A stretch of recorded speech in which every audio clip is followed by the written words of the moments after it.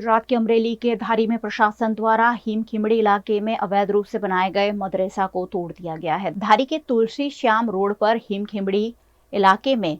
बिना अनुमति के मदरसा का निर्माण किया गया होने की जानकारी मिली थी, जिसके आधार पर नक्शा और अलग अलग रिकॉर्ड लेकर दस्तावेज की जांच करने के लिए टीम पहुंची, लेकिन कोई दस्तावेज नहीं मिले थे। ऐसे में आज सुबह प्रशासन ने अलग अलग विभागों के साथ संकलन कर डिमोलिशन की कार्यवाही शुरू की। इस मौके पर प्रांत अधिकारी, टीडीओ, पीडब्ल्यूडी विभाग, पीजीपीसीएल और पुलिस विभाग समेत के अधिकारी मौजूद रहे। करीबन 1 घंटे की कार्यवाही में मदरसा को संपूर्ण रूप से डिमोलिश कर कानूनी कार्यवाही करते हुए सरकारी जमीन को खुला करवाया गया है।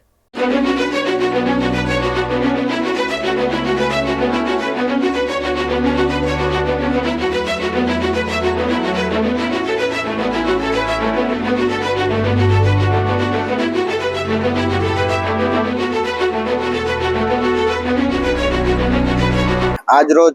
धारीना हिमखिमड़ी विस्तारनी अंदर एक तारीख 1/5/2025 ना रोज शंकास्पद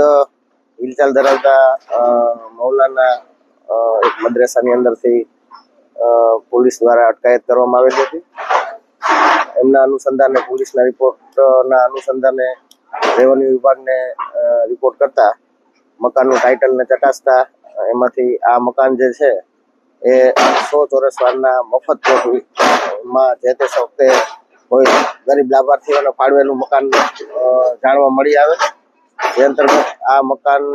લેન્ડ કમિટી દ્વારા જે તે લાભાર્થીને ફાળવેલું હતું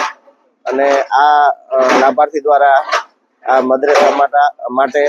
આ જે જમીન છે એ દાનમાં આપેલી અથવા તો એમને વેચાણથી આપેલી હોય એવી પ્રાથમિક દ્રષ્ટિએ જાણવા મળેલ હતું। જે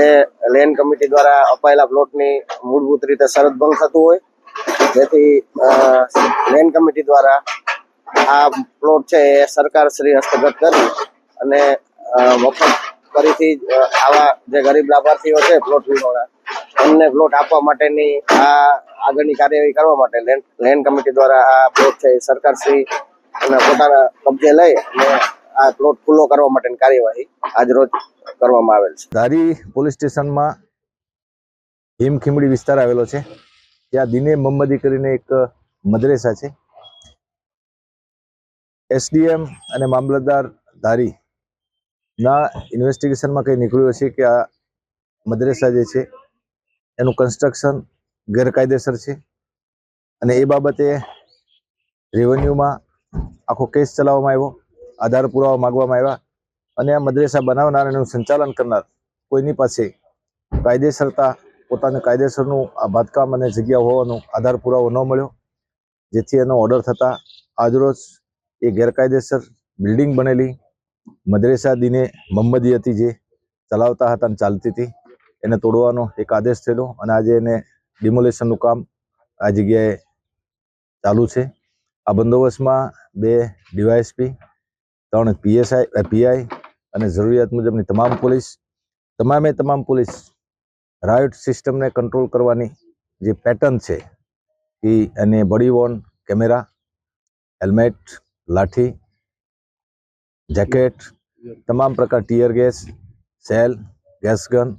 તમામ સાથે અને કોઈ જો માથાકૂટ કરે તો એને અટકાવવા માટે અને એની સામે પગલાં લેવા માટે પ્રિઝન વાન પણ મંગાવવામાં આવી છે।